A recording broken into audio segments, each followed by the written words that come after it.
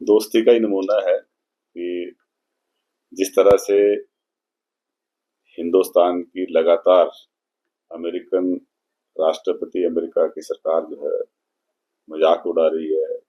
और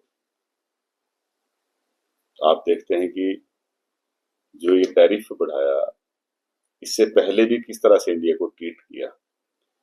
जो वहां से अमेरिका में से जो लोग यहाँ पे उस टाइम भेजे गए वापस, जिनके पास हो सकता है कि कुछ डॉक्यूमेंट्स की कमी हो, लेकिन जिस तरीके से एक अमानवीय व्यवहार उनके साथ किया गया, जिस तरीके से एक रिस्पेक्टफुल वे में कड़ियां लगा के उनको जहाज में बैठा के जो है यहाँ वापस भेजा गया, वो दिखाता है कि जो ट्रंप जी के दिमाग में हमारे प्रधानमंत्री जी की जो दोस्ती वो बोलते हैं, उसका क्या स्थान है।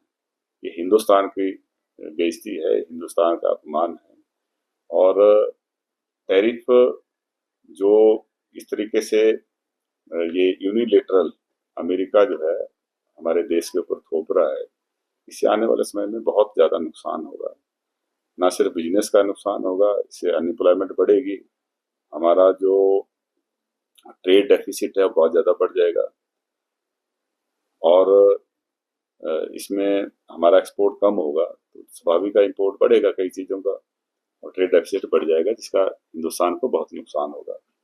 और अब तो भारतीय जनता पार्टी को और भाजपा सरकार को ये रियलाइज करना चाहिए कि आपको जो सारी चीजें, जो सारी व्यवस्थाएं अंतर्राष्ट्रीय स्तर पे कांग्रेस सरकार में बना के दी थी, आप उनको भी संभालने में पूरी तरह से असफल हुए। नया तो कुछ नहीं कर पाए, सिर्फ भाषण सुनने को मिले। और जिस तरीके से इनकी विदेश नीति फेल हुई है ऑपरेशन सिंदूर के समय में, पाकिस्तान जैसी कंट्री के साथ लगभग 5 दुनिया के देश जो हैं पूरी तरह से उसके साथ में खड़े हो गए, हमारे साथ कोई देश खड़ा नहीं हुआ। ये भारत सरकार की विदेश नीति की सबसे बड़ी असफलता है, तो इनको इसमें चिंतन करना चाहिए। इंडिया के वोटर को रिझाने के लिए आप अंतर्राष्ट्रीय मंच पर जो है बहुत बड़ा नुकसान भारतवर्ष का कर रहे हैं, भावी पीढ़ियों का कर रहे हैं। अब आपके सामने है ना, देखो पहले तो हम भविष्य की बातें कर रहे थे, अब तो प्रमाणित हो चुका है कि अमेरिका के राष्ट्रपति ने किस तरह से बिना भारत सरकार से बात किए सीधा जो है सीज फायर की घोषणा कर दी। इसी से ज्यादा डिसरिस्पेक्टफुल क्या हो सकता है किसी भी देश के लिए।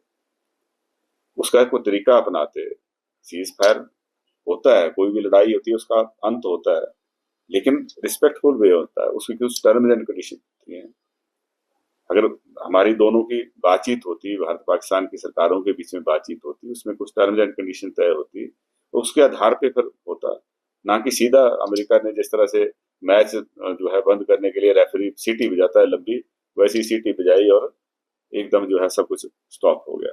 और इसकी अप्रीहेंशन जिस तरह से हुआ, उसकी अप्रीहेंशन पहले से थी कि ऐसा होगा और वैसा ही हो गया। तो ये जो मोदी जी कहते थे कि ट्रंप मेरे दोस्त हैं, मैं समझता हूँ कि उस दोस्ती के नाम पे उससे बड़ा अपमान और कुछ नहीं हो सकता। नहीं तो आपके सबके सामने है, जग जाहिर है। विदेश नीति को दोबारा से हमें रीडिफाइन करने की जरूरत है, उसके बारे में पुनर्विचार करें।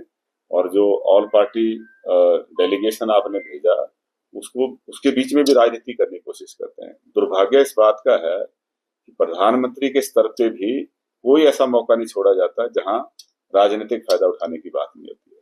हमारे लिए वो आदरणीय हैं, पूरे देश के प्रधानमंत्री हैं, और उनको इसके बारे में आत्मचिंतन करना चाहिए। हर चीज में, हर कदम के ऊपर राजनीतिक फायदे की बात अगर सोचेंगे तो देश पीछे जाएगा। भाजपा हो सकता है उसको टेम्परेरी कुछ समय के लिए उसका फायदा उठा लेती है, लेकिन देश इससे पीछे जाता है, देश का भला नहीं हो रहा है।